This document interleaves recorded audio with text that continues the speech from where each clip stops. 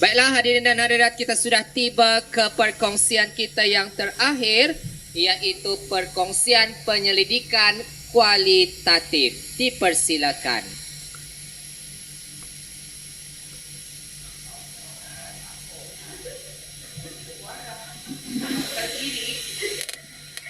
Assalamualaikum dan selamat sejahtera.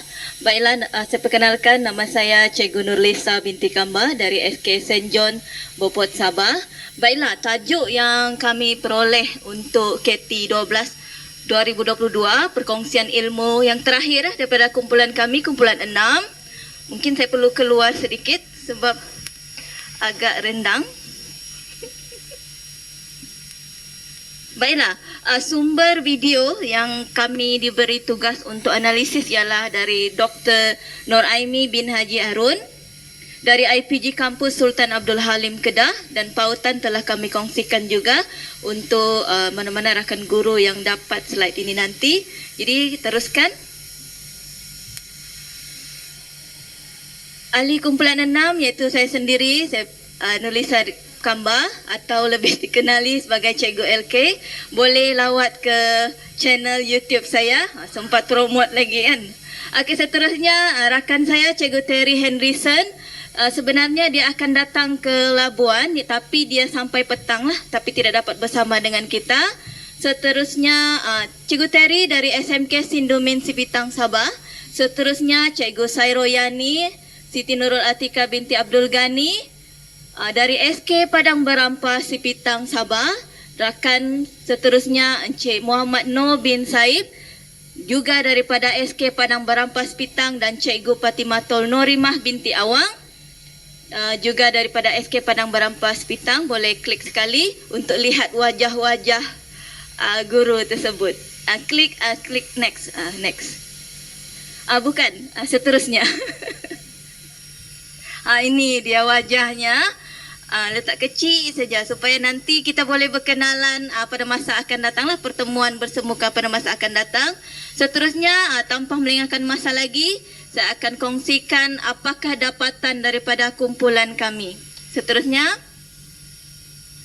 kita berkenalan dahulu dengan definisi kajian kualitatif daripada Frankel dan Wallen tahun 2000. Kata beliau, kajian kualitatif ini ialah untuk kita memahami secara terperinci sesuatu fenomena. Seterusnya, tokoh yang kedua, Chua Yan Fiao pada tahun 2000, iaitu untuk melihat fenomena dari pelbagai perspektif yang berbeza. Seterusnya, tokoh yang ketiga dari Osman Lebar pada tahun 2007, kajian kualitatif ini bukanlah bertujuan untuk mengukur pemboleh ubah atau membuat perbandingan, tetapi lebih kepada untuk memahami makna permasalahan itu sendiri. Kita teruskan. Baiklah, kita berkenalan dengan justifikasi kajian kualitatif. Sebenarnya doktor telah dalam video beliau, doktor telah jelaskan secara terperinci, tetapi kami kumpulan 6 akan cuba untuk ringkaskan berdasarkan pemahaman kami. Sekiranya terdapat sebarang kekeliruan ataupun mungkin perlu penambahbaikan, tuan-puan bolehlah lawat ke video beliau ya. Baiklah, justifikasi kajian kualitatif yang pertama ialah berbentuk kontraktivisme, iaitu paradigma realiti kehidupan sebenar pengalaman individu atau kumpulan, atau lebih senang kita faham ialah refleksi guru itu sendiri apabila ingin melaksanakan kajian tindakan, refleksi daripada PDPC beliau. Seterusnya iaitu secara induktif. Kajian kualitatif ini bukan secara didaktif ya, iaitu isu sosial adalah kompleks dan multitekstual, perlu penerokaan dan penemuan. Sebab itu asal saja kita jumpa untuk meneroka, maka itu adalah kajian kualitatif. Seterusnya, untuk memahami isu, selalunya kita lakukan pemerhatian dan temu bual. Banyak lagi kaedah dalam kajian kualitatif ini, tetapi dua kaedah ini sangat mudah untuk kita laksanakan. Seterusnya, macam kereta api laju. Baiklah, rumusan definisi penyelidikan kualitatif yang pertama iaitu memberi makna yang menyeluruh terhadap konteks kehidupan yang sebenar seperti kitaran hidup individu, proses pentadbiran dan organisasi, perubahan persekitaran, hubungan antarabangsa dan kematangan industri. Sebab kita lihat walaupun pada asalnya kita guru, kita ingin buat penambahbaikan dalam PDPC kita, tapi terdapat banyak pemboleh ubah yang lain yang berkaitan dengan pentadbiran, persekitaran juga mempengaruhi untuk kita buat tambah baik dalam PDPC kita. Seterusnya dirangka untuk mendapatkan pengertian, pemahaman, penemuan huraian sesuatu fenomena dan kebiasaannya boleh menjawab persoalan, iaitu 5W 1H. Konsepnya what, who, why, where, how ni kita semua sudah tahu apa yang terjadi, who, siapa yang terlibat dalam peristiwa itu, why, mengapa hal itu terjadi, ini berlaku semasa refleksi isu kita, where, di mana peristiwa itu terjadi, how, bagaimana peristiwa itu terjadi. Jadi dalam penyelidikan kualitatif ini, penerangan kita dapat menjawab ke semua persoalan ini. Baiklah, seterusnya persempelan kualitatif. Sampel kualitatif menurut beliau dipanggil informan dan partisipan. Terbahagi kepada dua kategori, sampel prima dan sekunder. Kemudian jumlah sampel dikatakan tiada peraturan penetapan jumlah sampel. Seterusnya bergantung dengan pengkayaan maklumat. Kita tahu dalam kualitatif ini sampelnya adalah secara tidak rawak, bukan seperti kuantitatif. Baiklah, kita teruskan. Seterusnya jenis sampel terbagi kepada 3, iaitu kalau saya lihat lain, sumber yang lain dia banyak kan, tapi kalau berdasarkan video doktor ni dia bagi 3 sahaja, iaitu yang pertama convenient, dipilih secara cukupan, yang ini lebih kepada keberkesanan.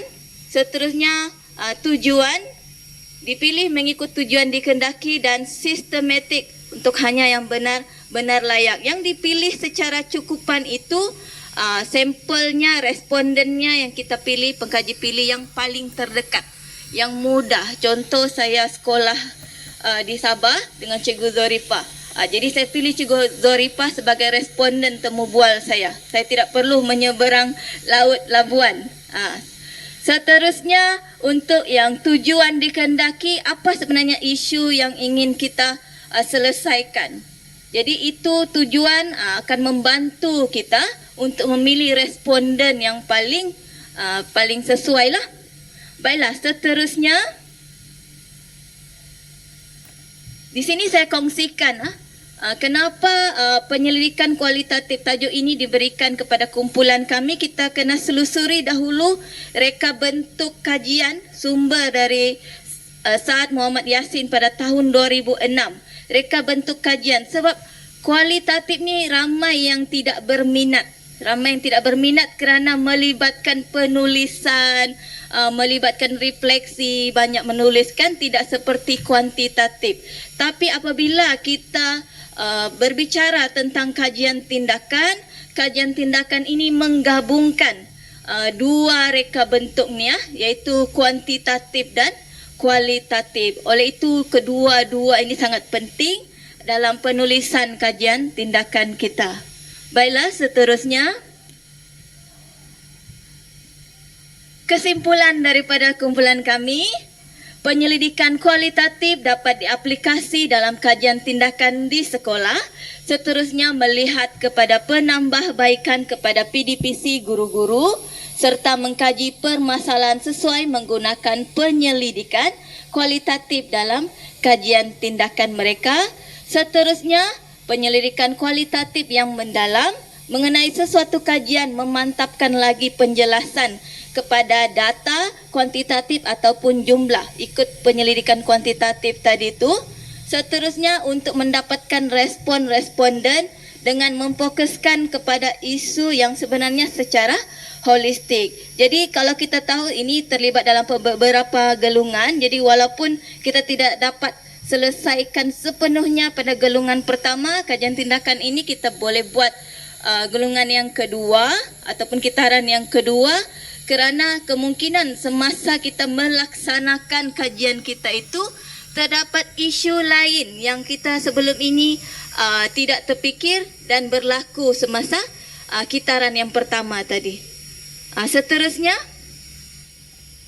itu sahaja daripada kumpulan 6. Sekian dan terima kasih. Baiklah. Terima kasih diucapkan kepada kumpulan 6 di atas penutup perkongsian kita sebentar tadi.